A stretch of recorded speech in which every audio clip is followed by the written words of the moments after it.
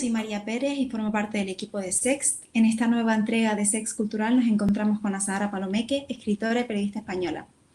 Hoy nos hablará de su vocación, así como de sus obras, las cuales plasman su experiencia en Estados Unidos y reflejan lo que realmente supone para muchos inmigrantes el sueño americano. Bienvenida, Azahara. Muchas gracias, María, ¿cómo estás? Muy bien. Hablando de tu experiencia como española en Estados Unidos, ¿qué crees que es esencial que sepan aquellos que quieran emigrar o que vayan a emigrar al país? Pues es un país tan complejo y tan difícil que no sabría muy bien por dónde empezar, pero primero plantearte qué es lo que vas a perder cuando te vayas. Creo que es importante. Uno no valora lo que tiene hasta que de repente lo pierde, y luego en relación calidad de vida y además estado del bienestar entre Estados Unidos y España, pues España sale ganando en muchos aspectos. Entonces, por ejemplo, pues vas a perder una sanidad pública y te vas a encontrar una sanidad muy pues privada y de difícil acceso, con una serie de facturas médicas. En fin, vas a perder la tranquilidad de estar en un país donde no hay tiroteos frecuentemente y la gente no lleva armas en el bolsillo. Y eso es importante porque suena muy peliculero cuando dices, tiroteos, pero estamos viendo, por ejemplo, ahora con las protestas, pues ha habido un incremento en la compra de armas increíble, y las calles estaban más violentas de lo que eran antes. Entonces, pues esos factores hay que tenerlos en cuenta también, y claro, y qué te puede ofrecer el país a cambio, ¿no? Que en mi caso, pues ha sido una educación y un trabajo que me permite tener una vida relativamente cómoda.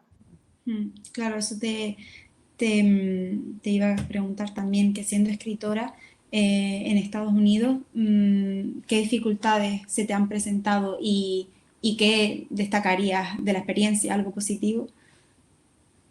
Pues lo positivo ha sido lo que te decía. Bueno, yo trabajo en una universidad de políticas sociales y trabajo social. Entonces ha sido positivo tener un trabajo en el que poder aprender tanto, y ha sido positivo tener una educación que mucha gente pues, le gustaría tener y no puede, empezando por los másteres. Pero bueno, sobre todo la experiencia del doctorado pues fue muy enriquecedora a nivel intelectual. Y además yo nunca he pagado un céntimo por la educación que tengo, siempre ha sido con becas, así que me siento muy afortunada por eso. Eh, Luego, como escritora es mucho más difícil, claro, porque yo mantengo una vida laboral, pero a mí no me pagan por escribir. Entonces la vida de escritora va aparte, y trabajo en inglés, hablo inglés todos los días, a todas horas. Mi marido es americano, entonces también tengo el inglés metido en casa, y es muy difícil ponerte a escribir, pararte y decir, ahora me sumerjo en mi universo en español completamente, y pretender que no haya interferencias, ¿no? Del mundo angloparlante, porque es imposible, siempre, Claro. siempre hay interferencia. Entonces, pues a nivel lingüístico existe esa dificultad, y luego aquí pues no hay una comunidad de lectores que, ¿sabes? Que yo diga, voy a hacer Ya, presentaciones y va a venir claro. la gente. Mm, No hay círculos literarios en español, los hay en mm, inglés, pero no necesariamente en español, y tampoco hay un mercado editorial. No hay, o sea, tú vas a una librería, está todo en inglés. Entonces, todo eso pues son obstáculos, ¿no? que van en mm, contra de alguien que escribe en ya. español. Claro, pues parece increíble eso, que tengas tan pocas oportunidades de presentar tus libros en librerías, que estés todo en inglés, teniendo tan cerca Sudamérica y todos los libros que ellos publican, no Ujú. sé, No, pensaba que era diferente. ya mucha gente tiene esa impresión, y ya no solo la cercanía de América Latina y el Caribe.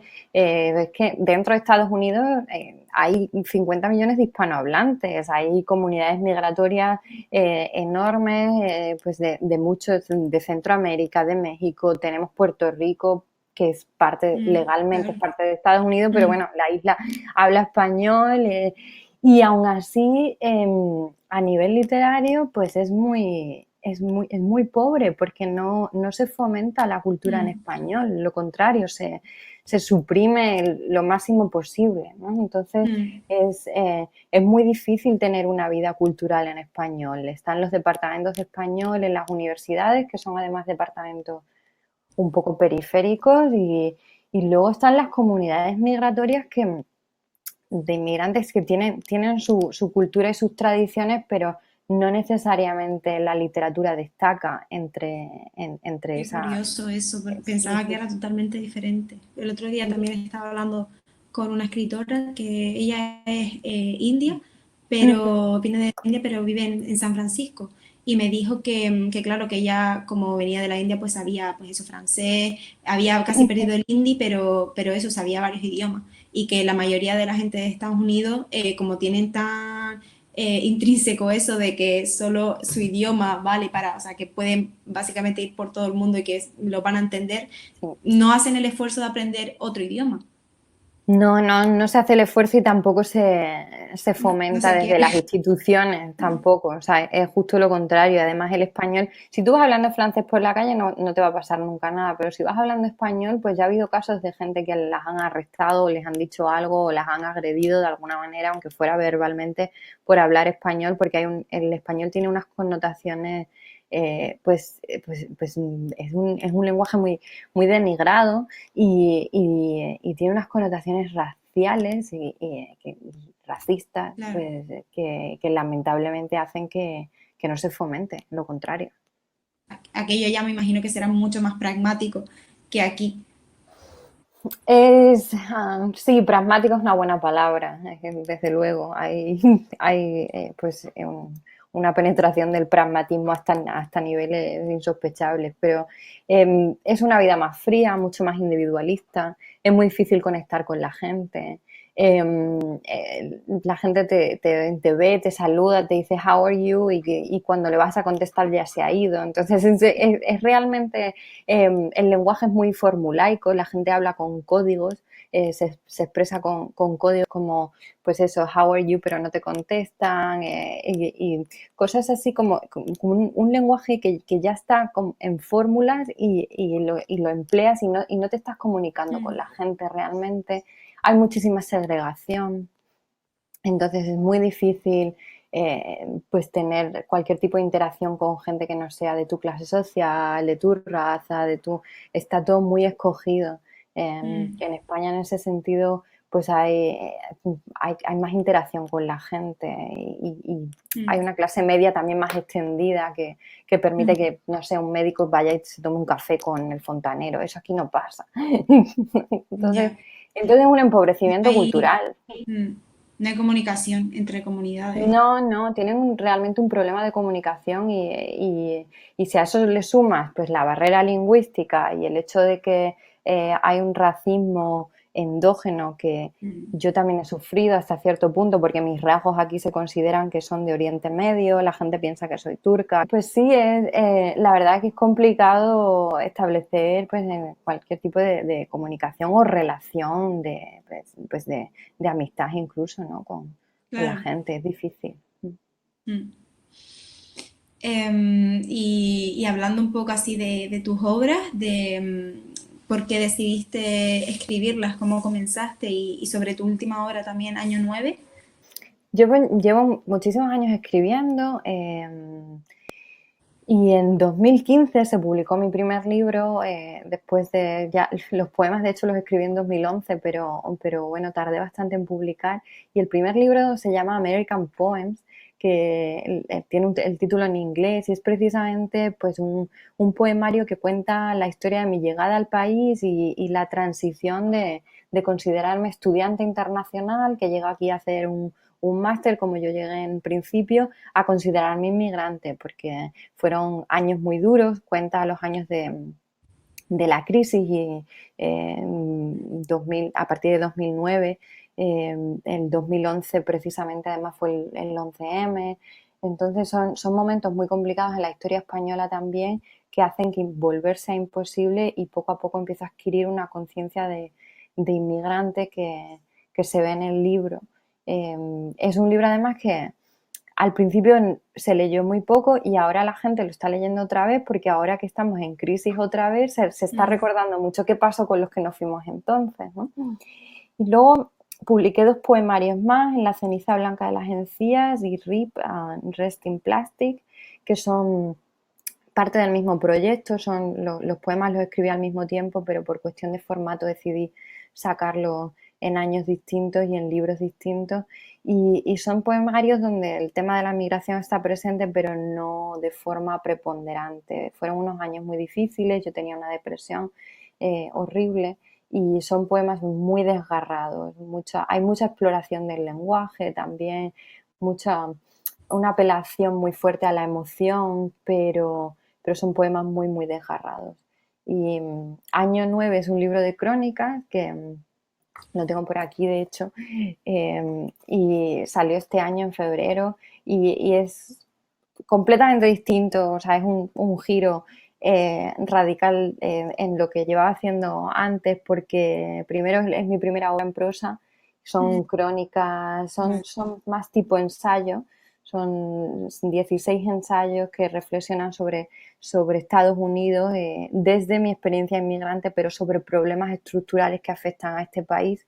Y luego además pues están a caballo entre la prensa, lo que sería crónica periodística, ensayo, y se nota el lenguaje poético anterior, ¿no? Porque forma parte de mi sello personal, pero ya es otro tipo de proyecto. Qué interesante. Y entonces relacionas lo que está pasando, el ámbito político también, ¿no? Con tu obra literaria y con todos los últimos acontecimientos que han ocurrido en el país. ¿Cómo crees que cambiará y si esto tendrá también algo que ver con tus próximas obras? Pues sí, a mí este país me ha afectado muchísimo. Primero bueno, pues por una serie de experiencias de salud mental, como ya he mencionado, pero también por mi vinculación con el país. Hay gente que emigra y siempre está con españoles y casi no se entera, ¿no? De lo que está pasando aquí, pero el hecho de mi matrimonio con un americano, trabajar en inglés completamente, entonces tengo una información sobre el país que no tienen otros inmigrantes que están más aislados pues del mundo yanqui, digamos, y más en contacto con su comunidad únicamente. Y ha influenciado mucho en mi obra. En Año 9 hay unas reflexiones sobre problemas que ahora han explotado, que vemos la inmensidad del problema en mitad de la pandemia, pero que ya estaban ahí antes y cuando yo estaba escribiendo sobre esto, pues me daba cuenta como, por ejemplo, el tema de la sanidad, ¿no? Que ahora estamos en plena pandemia y no hay sanidad para, para atender a la gente enferma, pero eso ya existía antes. Antes de la pandemia había 28 millones de personas sin seguro médico y la gente que tiene seguro médico tampoco puede pagar todas las facturas en muchos casos. Hay reflexiones ahí sobre el racismo. Me costaba trabajo creer hasta qué punto estaba arraigado en este país, pero es que todo está configurado por el racismo y hay una mirada que te juzga y que no para. Y ahora lo estamos viendo con el tema de la violencia policial, con estos vídeos que están saliendo, ¿no? El de Jacob Blake o la muerte de George Floyd, pero ese tema ya está en el libro porque las cosas no salen de la noche a la mañana, claro. Había ahí un sustrato y claro que ha influido en mi obra y probablemente siga escribiendo sobre estos temas. ¿Y crees que cambiará algo con las nuevas elecciones,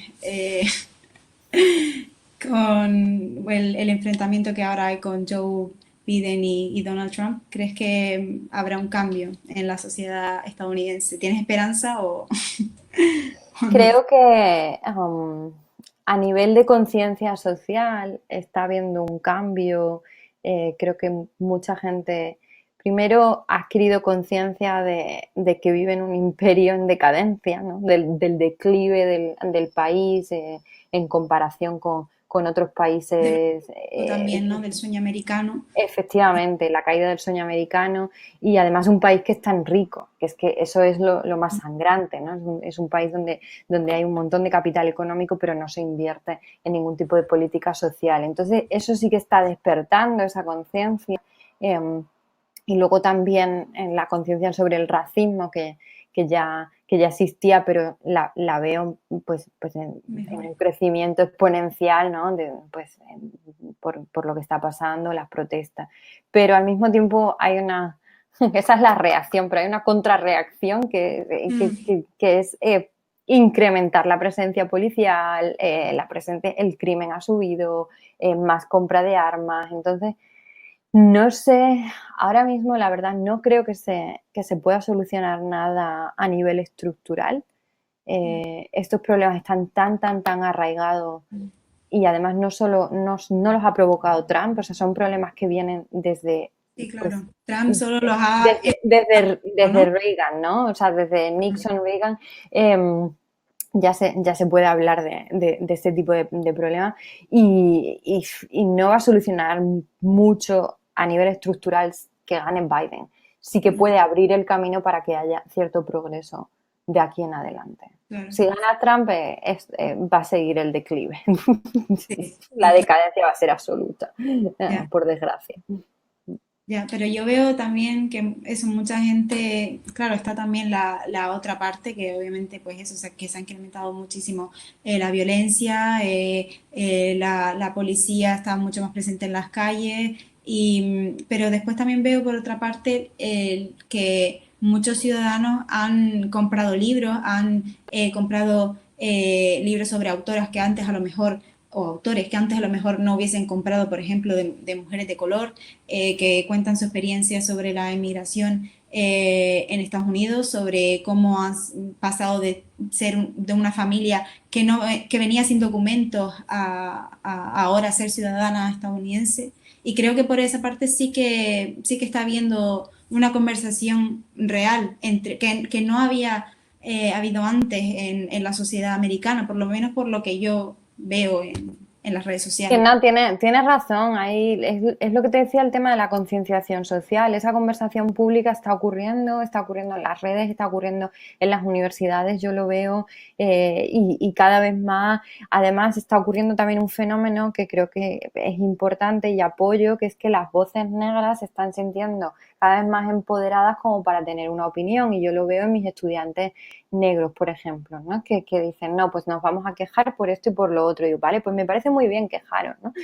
Pero es eso que pasa a nivel de calle y de conversación nacional incluso, es muy difícil que se traduzca en una serie de políticas públicas, Mm. porque el sistema burocrático estadounidense está diseñado para que la participación ciudadana sea mínima. Empezando por cómo está restringido el voto, cómo funciona el colegio electoral en las elecciones, quién se puede presentar a unas elecciones y quién no, el tema de la financiación de las campañas electorales, por ejemplo, quién se puede permitir eso.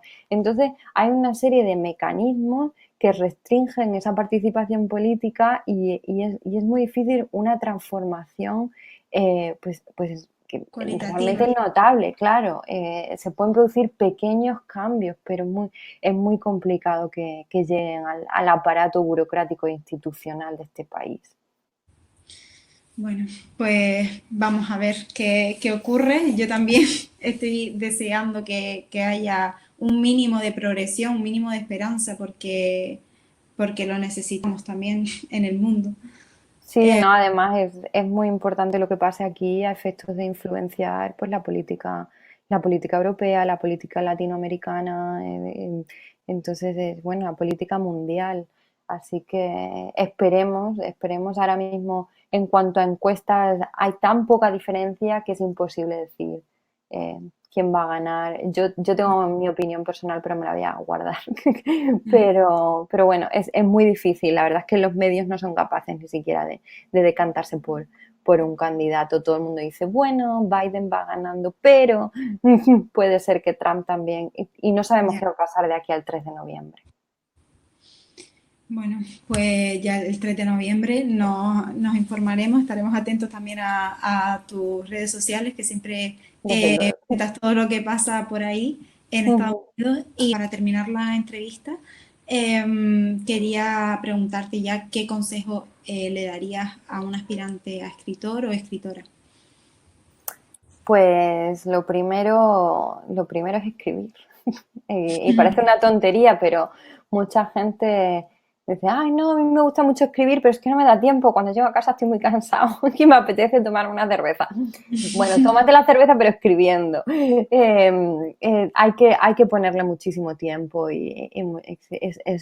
realmente tienes que tener una gran vocación y estar dispuesta a sacrificar pues muchas cosas, ¿no? Horas con la familia, horas con los amigos o horas viendo la televisión. Entonces, escribir, yo me lo tomo como una disciplina, escribo y leo a diario. La otra cosa es leer, hay que leer mucho para estar constantemente pues, reactivando la cabeza, adquiriendo vocabulario y en conversación con otros autores porque no se escribe en un limbo. Y luego ya a nivel más práctico, es importante moverte, ser visible, hoy en día más que nunca. Yo era un poco reacia al principio a estar en redes sociales, pero viviendo en el exilio y sin redes sociales es que realmente no tenía interlocutores. Entonces, ahora sí que estoy sobre todo en Twitter bastante. eh, y he notado pues más interés, más lectores, más conversaciones con otros autores. He descubierto autores que me han gustado mucho y no sabría que existían si no hubiera sido por las redes. Así que eso es importante, pero lo primero es leer y escribir. Si no, no eres escritor. Gran consejo para que lo sigan todos los que nos estén viendo ahora que quieran ser escritores. Pues muchas gracias por estar aquí con nosotros, Azahara, y que me ha encantado esta conversación. Seguro que va a ser una gran oportunidad para los que nos vean de saber más sobre Estados Unidos y sobre tu experiencia allá como escritora, sobre tu formación profesional. Así que muchas gracias. Gracias a ti, María. Un gusto hablar contigo. A mí también me ha encantado mucho la experiencia y ya sabes dónde estoy para cualquier cosa.